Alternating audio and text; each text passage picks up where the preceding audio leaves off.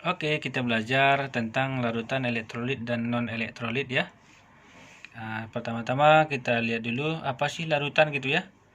Larutan adalah campuran homogen antara dua atau lebih zat ya.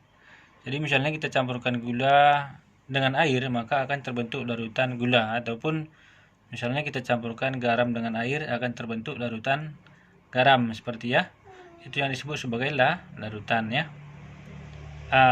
Ini jenis-jenis larutan berdasarkan daya hantar listriknya ya. Berdasarkan daya hantar listriknya, larutan dibagi menjadi dua, yaitu larutan elektrolit dan non-elektrolit ya. Apa bedanya?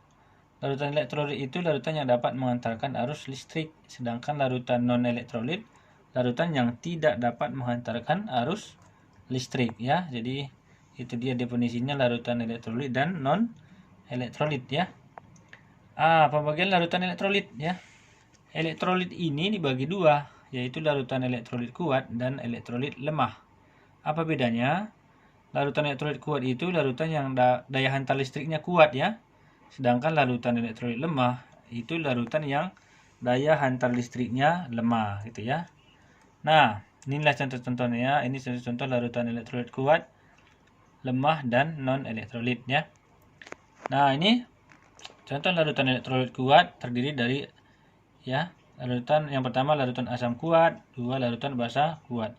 Asam kuat ini contohnya larutan HCl atau asam klorida, asam sulfat, asam nitrat, dan yang basa kuatnya natrium hidroksida, ini dan ini bisa dibaca sendiri ya.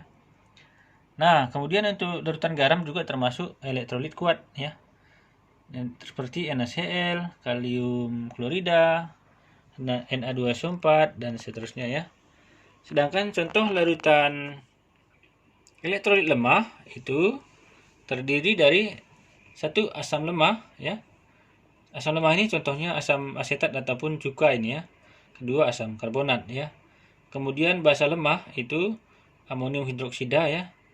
Nah, itu termasuk kepada yang larutan elektrolit lemah. Nah, kemudian contoh larutan non elektrolit itu ada tiga, urea, gula, dan alkohol ya. Itu aja contohnya yang non elektrolit ya.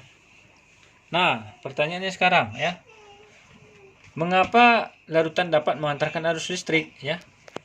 Larutan dapat menghantarkan arus listrik itu karena di dalam larutan tersebut terdapat ion-ion ya. Ion-ion tersebut merupakan hasil ionisasi zat terlarut oleh pelarut ya. Jadi semakin banyak ion yang dihasilkan, maka semakin kuatlah daya hantar listriknya ya.